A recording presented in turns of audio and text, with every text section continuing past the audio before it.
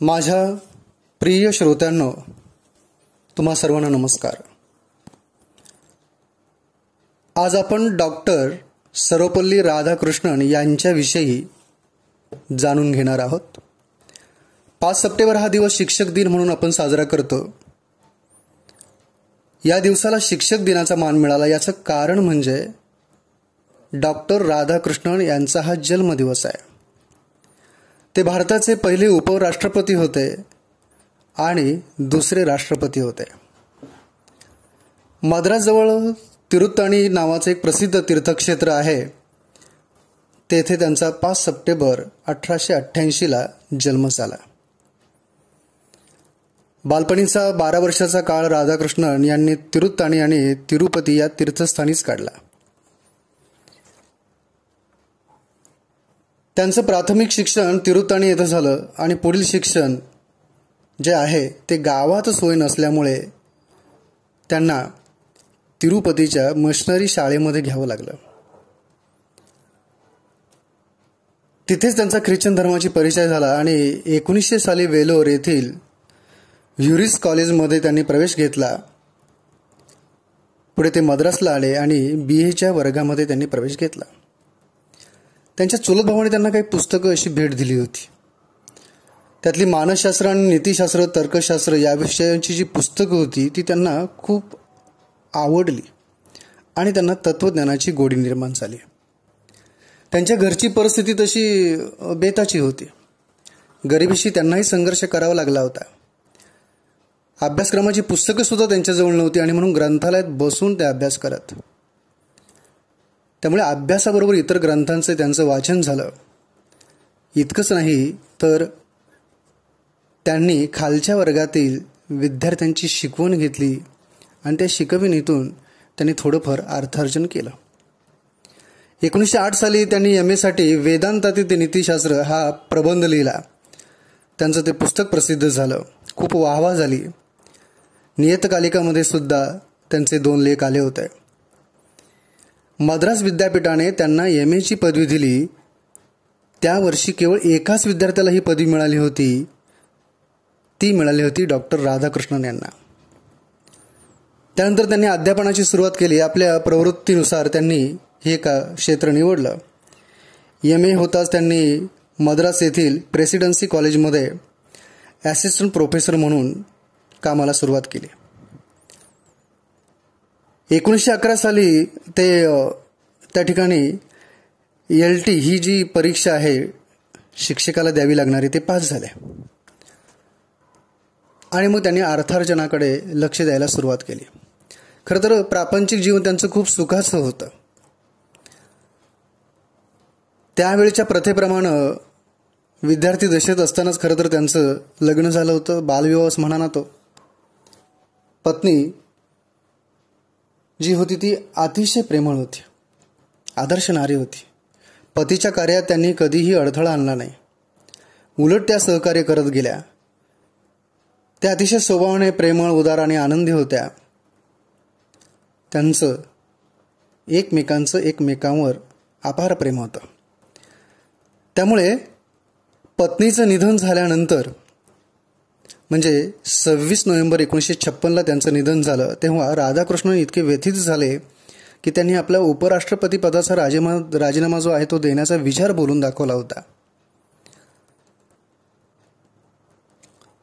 प्राध्यापक म्हणून मद्रासमधील प्रेसिडेन्सी कॉलेजमधील विद्यार्थ्यांना त्यांच्या व्याख्यानामध्ये विलक्षण गोडी वाटे.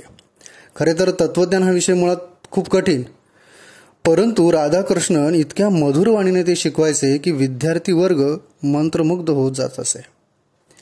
संस्कृत आणि इंग्रजी या भाषेवर डॉक्टर राधाकृष्णन यांचं प्रचंड प्रभुत्व होतं. पांढरा शुभ्र गळाबंद कोट, स्वच्छ तलम धोतर, डोक्यावर बांधीव उंच फेटा अशी त्यांची साधी राहणी आणि उच्च विचारसरणी विद्यार्थ्यांवर छाप पाडी. म्हैसूर येथे नवीन विद्यापीठाची स्थापना झाली आणि सुमारे 8 वर्षे त्यांनी तेथे अध्यापनाचं कार्य केलं.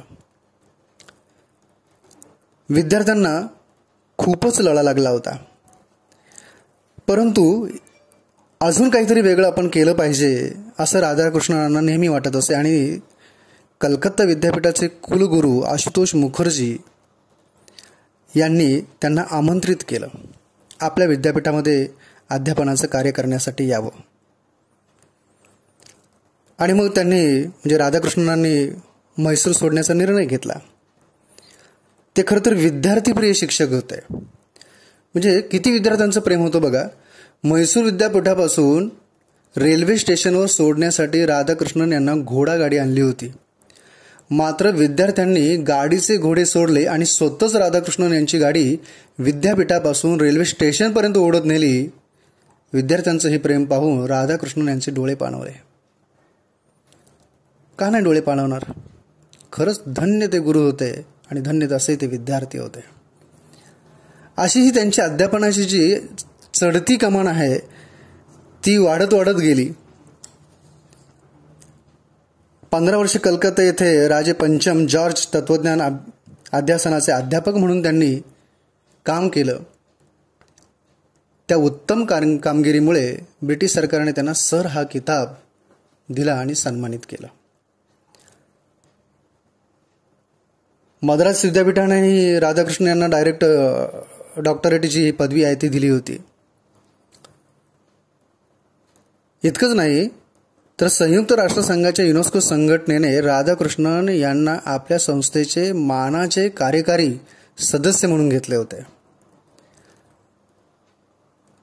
तेथे जागतिक संस्थेमध्ये भारताचे शांतिदूत म्हणून ते कार्य करू लागले. जगामध्ये शांतता नांदावी, सांस्कृतिक जगाची प्रगती व्हावी म्हणून त्यांनी फार मोठी कामगिरी बजावली होती. अशा प्रकारे राधाकृष्णन यांच्याकडे एका पाठोपाठ एक गौरव पद जी आहे ती चालत आली.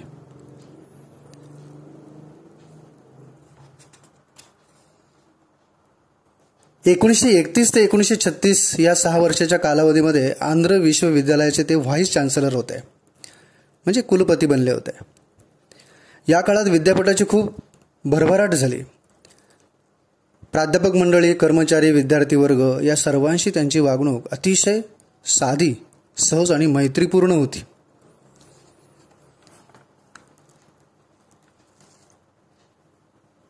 एक अतिशय महत्त्वाची घटना या ठिकाणी मी तुम्हाला सांगतो. म्हणजे पंडित जवाहरलाल नेहरू हे भारताचे पहिले पंतप्रधान होते आणि डॉक्टर राजेंद्र प्रसाद हे राष्ट्रपती होते. भारताचे रशियातील राजदूत म्हणून डॉक्टर राधाकृष्णन यांची नेमणूक करण्यात आली होती. त्यावेळेस स्टॅलिन हे रशियाचे सर्वाधिकारी होते. अत्यंत कडक स्वभावाचे होते. त्यांच्या नजरेसमोर उभं राहणं सुद्धा मोठं अवघड होतं आणि पोलादी पुरुष असा त्यांचा लौकिक होता. ते कधी कोणाला भेटत नव्हते, प्रचंड दरारा. मात्र भारताचे राजदूत म्हणून डॉक्टर राधाकृष्ण आल्याचं समजताच स्टॅलिनने त्यांना प्रत्यक्ष भेटीचं आमंत्रण दिलं आणि भारताचे राजदूत म्हणून तुम्ही रशियात आलेला आहात याचा खूप आनंद होत आहे असं त्यांनी बोलून दाखवलं होतं. डॉक्टर राजेंद्र प्रसाद इकडे राष्ट्रपती होते. त्याच वेळेस तिकडे ते डॉक्टर राधाकृष्णन हे अतिशय छान असं शांतिदूताचं काम करत होते, राजदूताचं काम करत होते. त्यांच्या कार्याची प्रशंसा करताना स्टॅलिन म्हणतात की 24 तास ज्ञानगंगेत पोहणारा तत्वज्ञानी महापुरुष या जगात जर कोण असेल तर तो फक्त डॉक्टर राधाकृष्णन. 1949 ते 52 इतका काळ त्यांनी रशियामध्ये राजदूत म्हणून कामगिरी बजावली होती. जेव्हा ते रशियाचा निरोप घेऊन निघाले तेव्हा त्यांच्या सन्मानार्थ तिथे पार्टी देण्यात आली होती. तेव्हा रशियाच्या परराष्ट्र मंत्र्यांनी त्यांना सांगितलं की आमचे बॉस तुम्हाला भेटू इच्छितात. बॉस म्हणजे कोण? स्टॅलिन. स्टॅलिनची त्यांनी भेट घेतली. स्टॅलिन आजारी होते. राधाकृष्ण यांनी त्यांची पाठ थोपटली, त्यांच्या गालावरून हात फिरवला आणि त्यांच्या गळ्यामध्ये हात टाकला. स्टॅलिन भारावून गेले. भरल्या अंतःकरणाने ते म्हणाले, मनुष्य समजून माझ्याशी माणसासारखे वागणारे आणि आपल्या सारखे आपणच पहिले व्यक्ती आहात. आपल्या भारतात परतण्याने मला खूप दुःख होत आहे. आपणास दीर्घायुष्य लाभो. आता मी अधिक काळ जगणार नाही. आणि त्या पोलादी पुरुषाच्या डोळ्यातून असं म्हणताना अक्षरशः पाणी आले. त्यानंतर 6 महिन्यातच स्टॅलिनचं निधन झालं. म्हणजे भारत रशिया मैत्रीचा जो पाया जो आहे ना, तो खरं तर डॉक्टर राधाकृष्णन यांनी घातलेला आहे. उपराष्ट्रपती झाल्यानंतर, त्यानंतर राष्ट्रपती झाल्यानंतर त्यांनी जगभराचे सगळे दौरे केले, जगाला जवळ आणलं. त्यांनी भारताला अनेक देशमित्र मिळवून दिले. कोणत्याही पक्षाचं बिरुद त्यांना नसल्यामुळे त्यांच्यावर पक्षपातीचा कधी आरोपही झाला नाही. आणि अशा डॉक्टर राधाकृष्णनांना 26 जानेवारी 1958 रोजी भारत सरकारनं भारतरत्न हा सर्वोच्च किताब देऊन त्यांचा सन्मान केला. 1962 मध्ये राष्ट्रपतीपद त्यांच्याकडे आलं. त्यावेळेस राष्ट्रपती झाल्यानंतर एक आठवण मला सांगावीशी वाटते की प्लुटोने असं म्हटलं होतं की देशाचा राजा हा तत्वज्ञानी व्यक्ती असावी. म्हणजेच काय तर तत्वज्ञानी राजाचं शासन असावं. जेव्हा डॉक्टर राधाकृष्ण राष्ट्रपती म्हणून निवडून आले तेव्हा थोर विचारवंत रसेल म्हणाले, प्लुटोची आकांक्षा पूर्ण झाली. भारताने एका तत्वज्ञानी माणसाला राष्ट्रपतीपद दिलं आहे आणि तत्वज्ञानाचा गौरव केलेला आहे. त्यांच्या निवडीचं सर्व विश्व स्वागतच करील. अशा पद्धतीने डॉक्टर राधाकृष्णनांविषयी समस्त जगताला खूप आदर होता. 1962 मध्ये हिंदी चीनी भाई भाई घोषणा चालू असताना चीनने भारतावर हल्ला केला. त्यावेळेस सुद्धा डॉक्टर राधाकृष्णन खूप व्यथित झाले. पण ते तत्वज्ञ होते, द्रष्टे होते. 2 हात चीनशी होऊन सुद्धा त्यांनी एक गोष्ट मात्र लक्षात ठेवली की राजकीय जे संबंध होते चीनशी, ते राजनैतिक संबंध अजिबात तोडले नाहीत. अनेक देशांना मी मगाशी सांगितल्याप्रमाणे खूप त्यांनी भेटी दिल्या. अमेरिकेला भेट दिली. त्यातून त्यांचं एकच लक्ष होतं की माझा देश, माझा भारत हा सर्व जगामध्ये पोहोचला पाहिजे. डॉक्टर राधाकृष्ण राष्ट्रपती असताना पंडित जवाहरलाल नेहरूंचं निधन झालं. दुःख देशाला झालं. पण संयम राखून डॉक्टर राधाकृष्णन यांनी अतिशय विवेकानं मंत्रिमंडळाची सभा बोलावली आणि गुलझारीलाल नंदा यांना तात्पुरतं प्रदान केलं आणि पंडितजींच्या अंत्यदर्शनाला गेलं. अशीच घटना लाल बहादूर शास्त्री यांच्या निधनाच्या वेळेस सुद्धा घडली. पुन्हा डॉक्टर गुलझारीलाल नंदा यांना त्यांनी तात्पुरतं पंतप्रधान केलं आणि दोघेही शास्त्रीजींच्या अंत्यदर्शनाला गेले. लोकशाहीला असे योग्य पायंडे ते नेहमी पाडत गेले. 1967 मध्ये डॉक्टर राधाकृष्णन निवृत्त झाले आणि नंतरचा काळ या अतिशय विद्वान माणसानं चिंतनामध्ये घालवला, मननामध्ये घालवला. वयाच्या 81व्या वर्षी, माफ करा, वयाच्या 80व्या वर्षी म्हणजे 24 एप्रिल 1975 रोजी त्यांचं निधन झालं. भारतवर्ष कायमच या सुपुत्राचा ऋणी राहील. शिक्षकांविषयी त्यांनी म्हटलेलं आहे, कारण शिक्षकांबद्दल त्यांना प्रचंड आदर होता. म्हणून शिक्षकांविषयी ते म्हणतात की शिक्षकांनी सदैव आपलं ज्ञान वाढवलं पाहिजे, आपलं आचरण आदर्श ठेवलं पाहिजे, निर्भय म्हणून समाजाला मार्गदर्शन केलं पाहिजे, विद्यार्थ्यांवर सुसंस्कार केले पाहिजेत. खरा गुरु तोच की जो विद्यार्थ्यांचा बौद्धिकच नव्हे तर आध्यात्मिक अंधकार दूर करतो, विद्यार्थ्यांचे सद्गुण वृद्धिगत करण्याचाही प्रयत्न करतो. विद्यार्थ्यांना तो केवळ माहिती देत नाही तर त्यांच्यातील आत्मिक शक्ती जागृत करतो. शिक्षकाचं आदर्श चरित्र हे मुलांना फार मार्गदर्शक असतं.